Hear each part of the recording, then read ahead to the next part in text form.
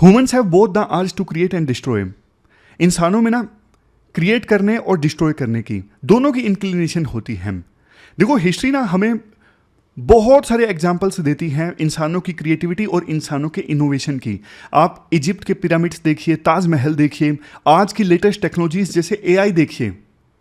हमने बहुत कुछ इमेजिन किया और उसे सच कर दिखाया। हमने आर्ट, म्यूजिक, लिटरेचर और आर्किटेक्चर सब में अच्छा काम किया, ऐसा काम किया जो देखो सदियों सदियों तक जिंदा रहेगा। लेकिन देखो अब आप दूसरा पार्ट देखिए, डिस्ट्रक्शन वाला। इंसानों में ना डिस्ट्रक्टिव साइड भी है, वार्स, कन्फ्लिक्ट्स और वायलेंस शुरुआत से ही मानव सभ्यता को परेशान कर रहे हैं। आप वर्ल्ड वॉर सेकंड की एट्रोसिटीज देखिए। हिटलर ने 60 लाख ज्यूज की हत्या करवा दी थी। आज भी कितने कन्फ्लिक्ट्स चल रहे हैं वर्ल्ड में। आज हम देखिए किस प्रकार से इन्वायरमेंट को नुकसान पहुंचा रहे हैं, कैसे डिफोरेस्टेशन चल रहा है, कैसे पोल्यूशन चल रहा है, कैसे क्लाइमेट चेंज हो रहा है। आप ये सब देखिए, यही तो एग्जाम्पल्स हैं डिस्ट्रक्शन के। और कुल मिला के देखो, अगर ये कोट आ जाए तो आप इसमें कंक्लूजन ये लिखिएगा कि हमें ना अपने एक्शंस पर ध्यान देना चाहिए।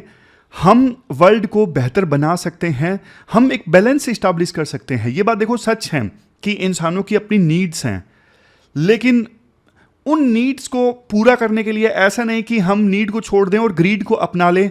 जैसे गांधी जी का भी कोट है कि धरती हमें बहुत कुछ देती है नीड्स को पूरा करने के लिए, लेकिन ग्रीड का कोई सॉल्यूशन नहीं है। अगर ग्रीड पे ज़्यादा फोकस करेंगे तो आने वाली जनरेशन्स के लिए कुछ बचेगा ही नहीं। समझ गए? तो ये था आज का कोट।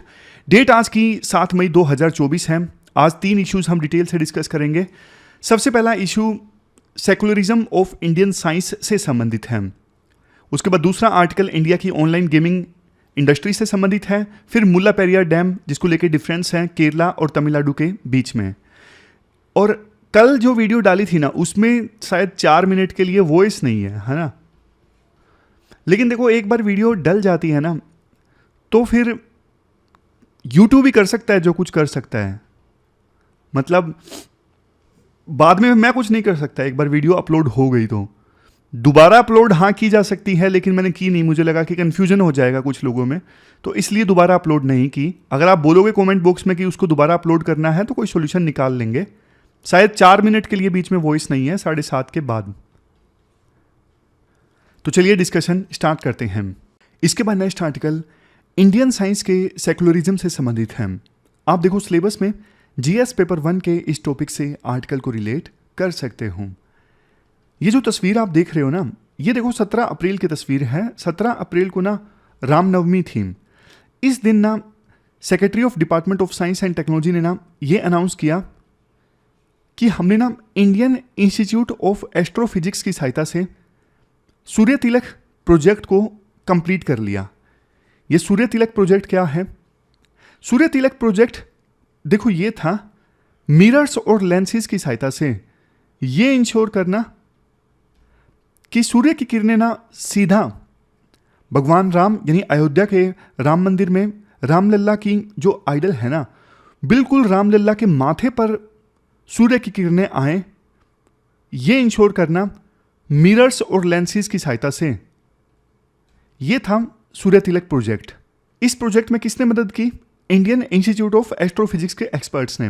ये जो लोग हैं ना, ये देखो स्पेस में जो बॉडीज होती है ना, चाहे वो स्टार हो, प्लेनेट हो, उनकी लाइट को कैप्चर करते हैं टेलीस्कोप की सहायता से। और बिल्कुल एक्सपर्ट होते हैं लेंसेज और मिरर्स को डिज़ाइन करने में, ताकि लाइट को मैनिपुलेट किया जा सके। और लाइट को ही मैनिपुलेट करके इन्होंने ये इंश्योर किया कि लाइट सीधा का सीधा रामलला के फोरहेड पर आए। ये था प्रोजेक्ट सूर्य तिलक। हालांकि देखो इसको लेके ना एक विवाद पैदा हो गया। कुछ साइंटिस्ट ने ना नाराजगी जाहिर की। सबसे पहले तो उन्होंने ये बोला कि भैया एक कॉलेज लेवल का स्टूडेंट भी ये जो प्रोजेक्ट है वो डिजाइन कर लेता। सिंपल सा प्रोजेक्ट था।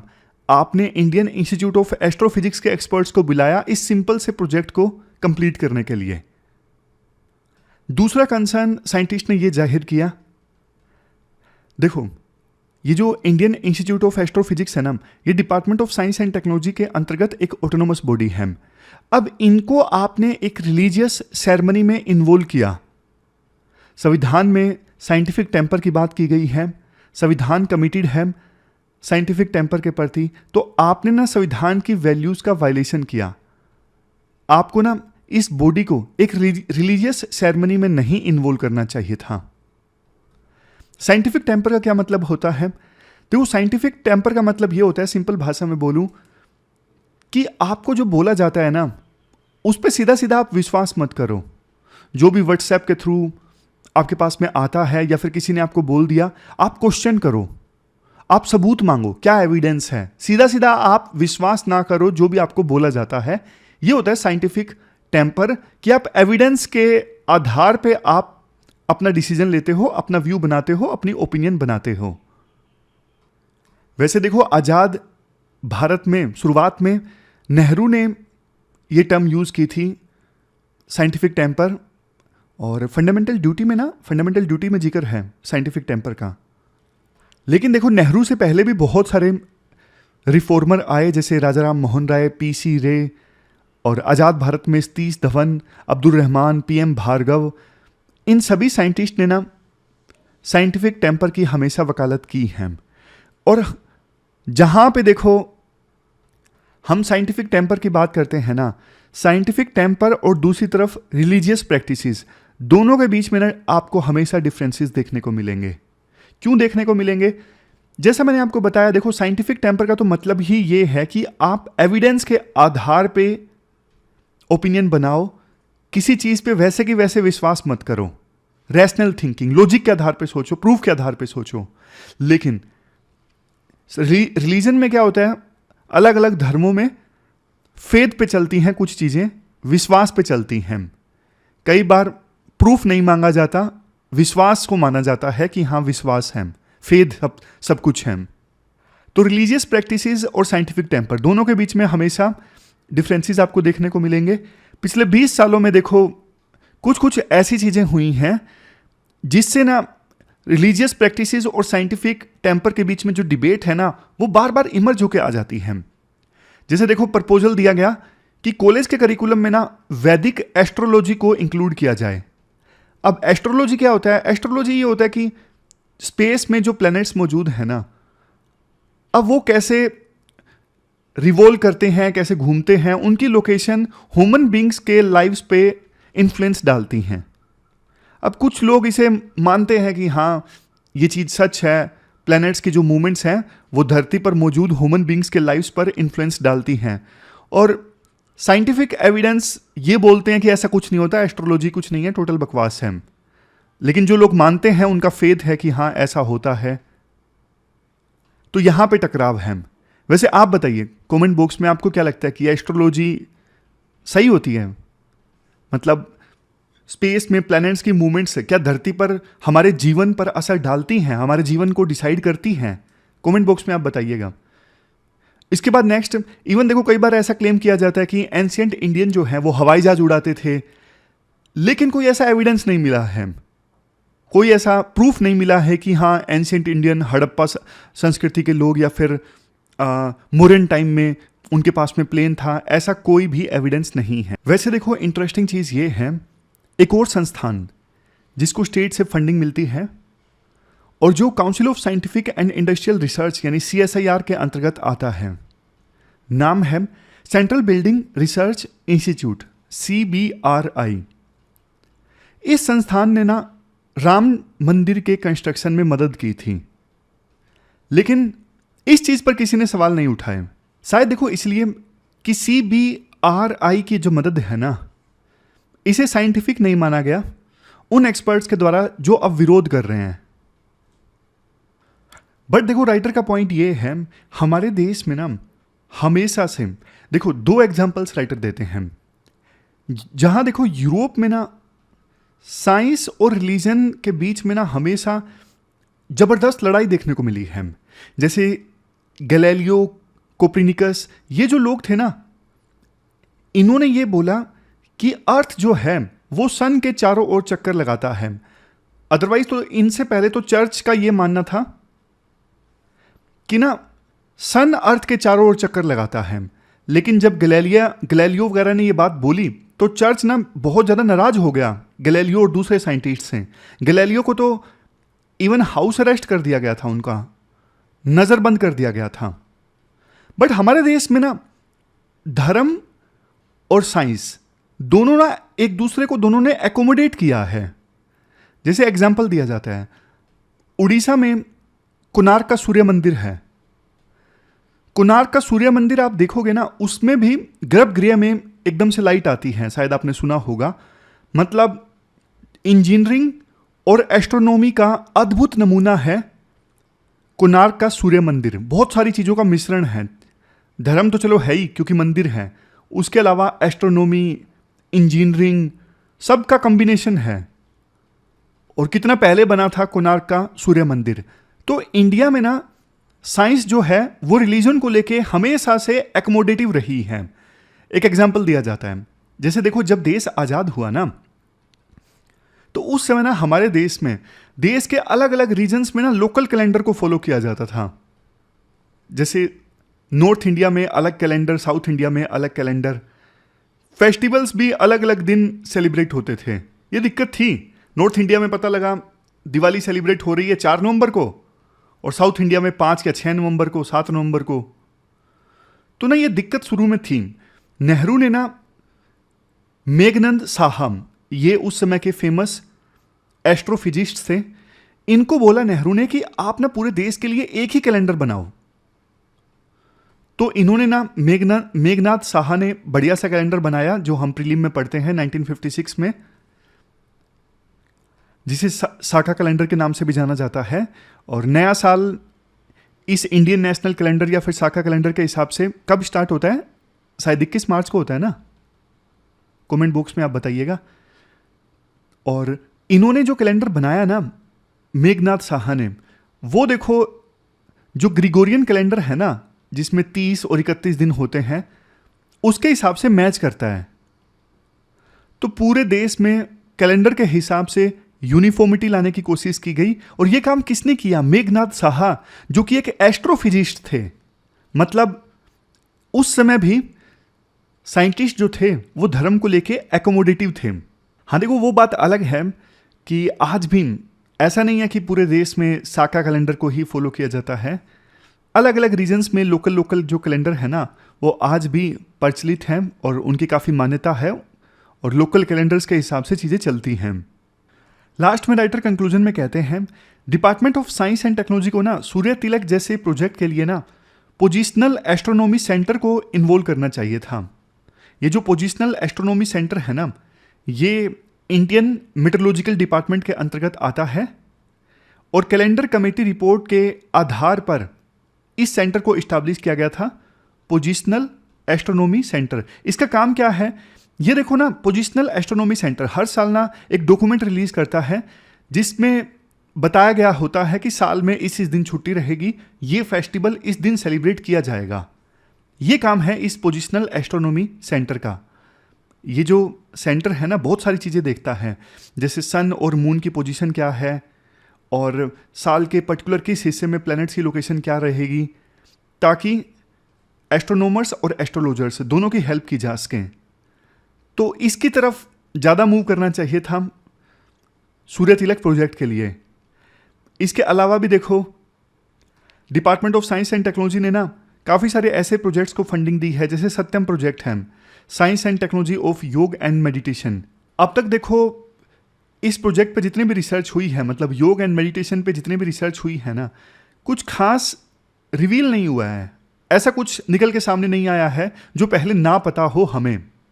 एक और एग्जांपल लीजिए, प्रोजेक्ट है पंचगव्य। पंचगव्य मतलब देखो, इसमें काऊ से रिलेटेड 5 चीज़ें, जैसे गाय का दूध, गाय का गोबर, यूरिन, घी, कर्ड, दूध से दही जमने के बाद, तो ये हैं पंचगव्य।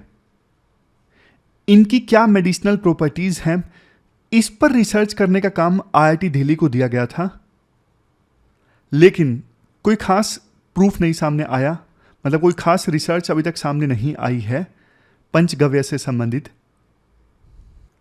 कंक्लूजन देखो यही है, यूरोप में कंप्लीट सेपरेशन है चर्च और स्टेट के बीच में, बट इंडिया में सेकुलरिज्म का मॉडल अलग है। इंडिया में जो साइंस है ना, वो देखो कंप्लीटली रिलीजन से सेपरेटेड नहीं है।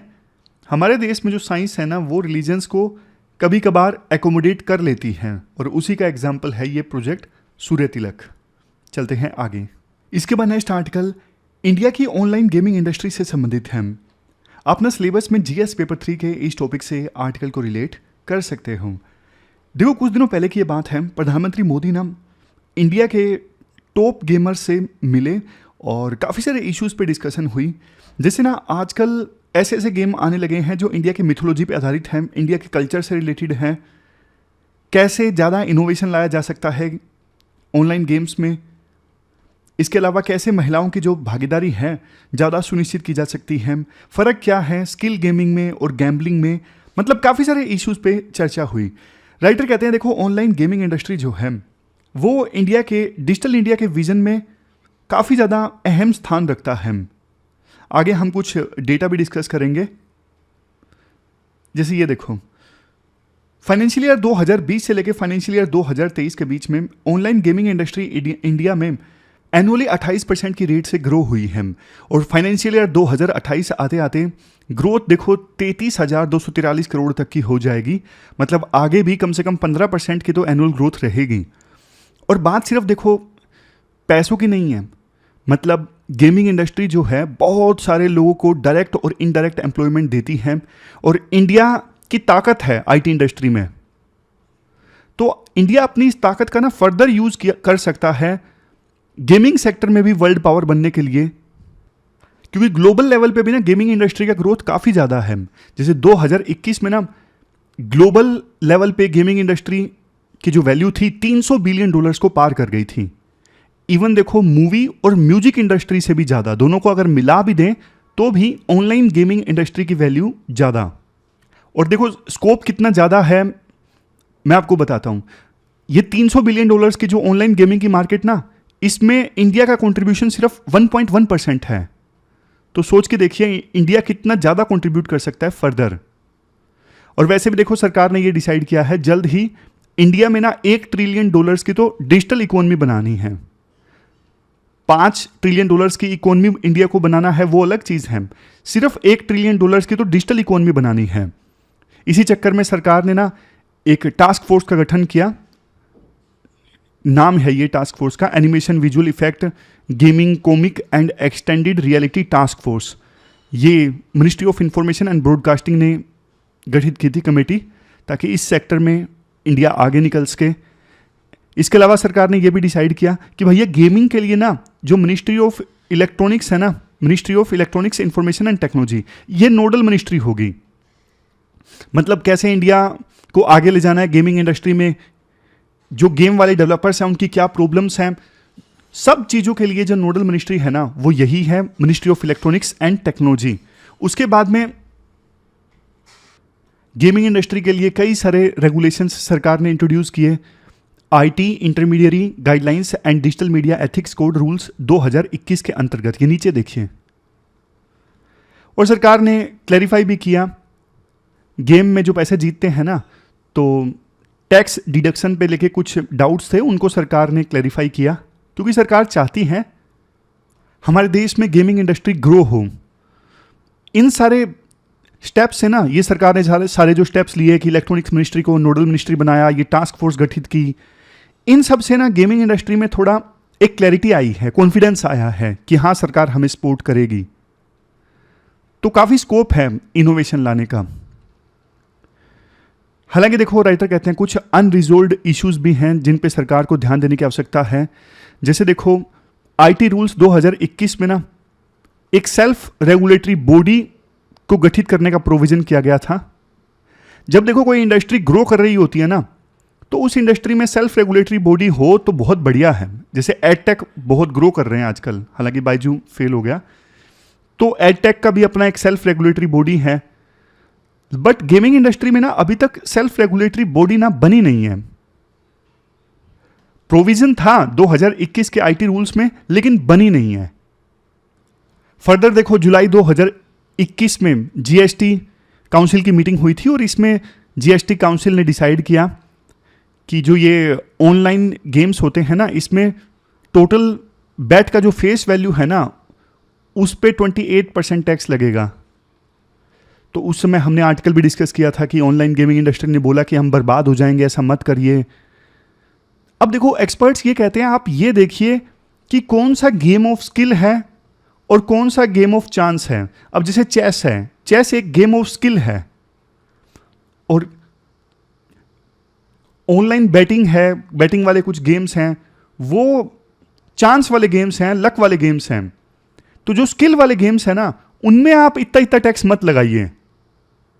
इतना टैक्स लगाने से देखो सरकार को ना थोड़ा बहुत टैक्स रेवेन्यू बेशक ज़्यादा हासिल हुआ, बट ये गेमिंग इंडस्ट्री की सस्टेनेबिलिटी के लिए ठीक नहीं है लॉन्ग टर्म में।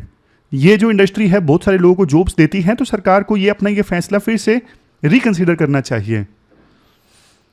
फिर लास्ट में सजेशन देते हैं राइटर कि ना इंडिया अपनी सॉफ्ट पावर को इंक्रीज कर सकता है ऑनलाइन गेमिंग इंडस्ट्री के माध्यम से।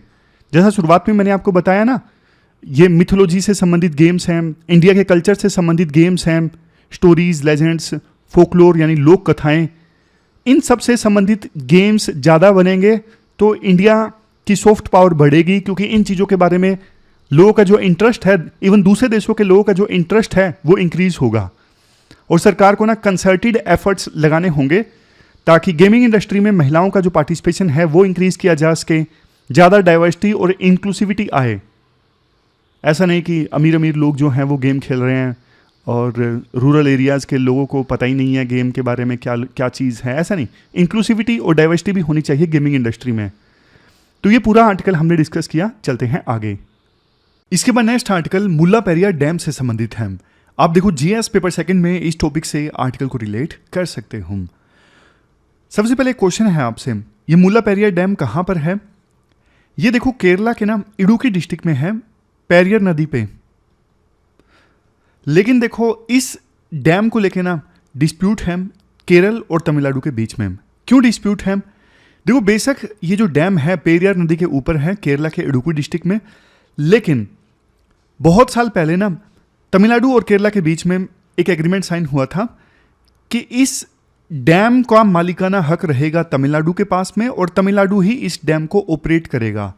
तो लोकेशन इस डैम की मुल्ला पेरियार डैम की केरला में है, बट डैम का मालिकाना हक और डैम का ऑपरेशन वो देखो तमिलनाडु के पास में है। तमिलनाडु के कुछ डिस्ट्रिक्ट जैसे थेनी हो गया, मदुरई हो गया, इनको ना पानी मिलता है इस डैम से। मदुरई जो है तमिलनाडु का एक शहर जो वेगई नदी के किनारे पर है। अब वेगई नदी में पानी काफ़ी कम रहता है, सूख गई है, तो इस डैम से पानी आता है वेगई रिवर में। डैम की बहुत ज़्यादा इंपॉर्टेंस है तमिलनाडु के लिए। अब चूंकि देखो डैम ना बहुत साल पुराना है, 129 साल पुराना है, और लोकेशन डैम की केरला में है। केरला हमेशा ये कहता रहता है कि भैया डैम पुराना है, आप इसको अब यूज़ करना बंद कर दो। लेकिन तमिलनाडु कहता है कि भैया कैसे यूज़ करना हम बंद कर दें, हमारे जिलों को पानी मिलता है, वेगई रिवर को पानी मिलता है इस डैम से। बल्कि तमिलनाडु ने बोला कि पानी का लेवल डैम में इंक्रीज़ किया जाए ताकि इन जिलों को, साथ लगते जो जिले हैं ना, इनको ज़्यादा पानी मिले। इस चीज़ को लेकर ना दोनों में डिस्प्यूट पैदा हो गया, मामला सुप्रीम कोर्ट में गया था। सुप्रीम कोर्ट ने 2006 में वर्डिक्ट दिया इस इशू पे। सुप्रीम कोर्ट ने ना फैसला तमिलनाडु के हक में दिया था। सुप्रीम कोर्ट ने बोला कि डैम में पानी जो स्टोर किया जाता है ना, उसका लेवल 136 फीट से इंक्रीज करके 142 फीट कर दिया जाए। ये वर्डिक्ट 2006 में आया था, तमिलनाडु के फेवर में आया था। अब देखो केरला का ये कहना था उस समय भी आज भी कि यार पुराना डैम है, कोलैप्स हो गया ना तो डैम के आसपास जो गांव हैं सब डूब जाएंगे, जान माल का भारी नुकसान होगा, अब ये डैम आप मत ऑपरेट करो। तमिलनाडु का कहना है कि यार मेंटेनेंस करवा रहे हैं ना, तुम डर क्यों रहे हो भाई। बल्कि तमिलनाडु का ये कहना है 3 कमेटीज़ गठित हुई, जैसे सुपरवाइजरी कमेटी जो देखो टेक्निकल टीम को रिकॉन्स्टिट्यूट करके बनाई गई, हर एक स्टेट से एक टेक्निकल मेंबर। इसके अलावा 2 सब कमेटीज़ भी इस्टेब्लिश हुई, जिसमें से एक तो नेशनल एग्जीक्यूटिव कमेटी के अंदर आती है। कौन सी national executive committee? National disaster management authority की नेशनल एग्जीक्यूटिव कमेटी जो है ना, उसके अंडर आती है एक सब कमेटी। तीनों कमेटीज का काम यही था कि अगर कोई डिजास्टर आता है तो पहले से तैयारी की जा सके। बट ना तमिलनाडु का ये आरोप है कि यार वैसे तो आप लोग चिल्लाते रहते हो डिजास्टर आ जाएगा, नुकसान हो जाएगा, डिजास्टर आ जाएगा, नुकसान हो जाएगा। हम इतने समय से यहाँ पे मेंटेनेंस करवाने की कोशिश कर रहे हैं, आप मेंटेनेंस ही नहीं करने देते, आप रुकावट डाल रहे हो, आप ठीक ढंग से डैम को मेंटेन नहीं होने देते। इवन ये जो दोबारा गठित की गई सुपरवाइजरी कमेटी है ना, इसके पास तो पावर है डैम सेफ्टी एक्ट 2021 के तहत, लेकिन बावजूद इसके इस सुपरवाइजरी कमेटी की बात भी आप नहीं मान रहे हो। तमिलनाडु का कहना है कि देखो जो डैम सेफ्टी एक्ट 2021 है ना, उसमें उसके अनुसार 5 सालों के अंदर अंदर यानी 30 दिसंबर 2026 से पहले पहले इस मुल्लापेरियार डैम की कॉम्प्रिहेंसिव डैम सेफ्टी इवैल्यूएशन हमें कंप्लीट करना है। लेकिन केरला इस चीज़ को लेके सीरियस नहीं है, क्योंकि लोकेशन तो केरला में है इस डैम की, केरला ढंग से मेंटेनेंस होने नहीं देता। लास्ट में राइटर ये बोलते हैं, देखो दोनों राज्यों के बीच में ना अच्छे रिलेशन हैं, तमिलनाडु और केरला के बीच में अच्छे रिलेशन हैं, और पानी का जो इशू है काफ़ी ज़्यादा इमोशनल इशू है, और इवन डिजास्टर का जो डर है वो भी एक इमोशनल इशू है। तो इससे पहले कि कुछ लोग इन दोनों इमोशंस वाले इशू का फ़ायदा उठाएं, दोनों राज्यों की सरकारों को जाग जाना चाहिए और कोई ना कोई बीच का सॉल्यूशन निकाल लेना चाहिए, है ना। इस मुद्दे पे पॉलिटिक्स नहीं होनी चाहिए। कोर्ट में मामला जाएगा तो कोर्ट में टाइम लगेगा। हालांकि देखो 2006 में भी और 2014 में भी दोनों जो जजमेंट्स हैं वो तमिलनाडु के फेवर में हैं, लेकिन दोबारा मामला कोर्ट में जाएगा कि मेंटेनेंस करने दीजिए, उस पर बहुत टाइम लग जाएगा, टाइम कंज्यूमिंग इशू है। इससे अच्छा दोनों राज्यों सरकारों को मिल के बात कर लेनी चाहिए और इशू का समाधान निकाल लेना चाहिए, ताकि मेंटेनेंस जो है ढंग से हो सके इस डैम की, और कोई डर जो है कि डैम कोलैप्स हो जाएगा तो भारी नुकसान हो जाएगा, उस डर को एड्रेस किया जा सके। तो ये पूरा आर्टिकल हमने डिस्कस किया मुल्लापेरियार डैम से संबंधित। ये दोनों क्वेश्चंस देखो आपको अटेम्प्ट करने हैं आज। एक क्वेश्चन तो साइंस और रिलीजन के बीच में जो रिलेशनशिप है उसको आपको क्रिटिकली एनालाइज करना है इंडियन कंटेक्स्ट में, और दूसरा फिर क्वेश्चन आज ऑनलाइन गेमिंग इंडस्ट्री से संबंधित है, बहुत तेज़ी से ग्रो हो रही है और ज़बरदस्त पोटेंशियल है। तो दोनों क्वेश्चंस आपको 250 वर्ड्स में आंसर देने हैं pwonlyas.com पर जाकर। ये थी हमारी आज की डिस्कशन। कल मिलते हैं फिर से एक नई डिस्कशन के साथ, तब तक आप अपना ख्याल रखिए। Thank you very much for discussion.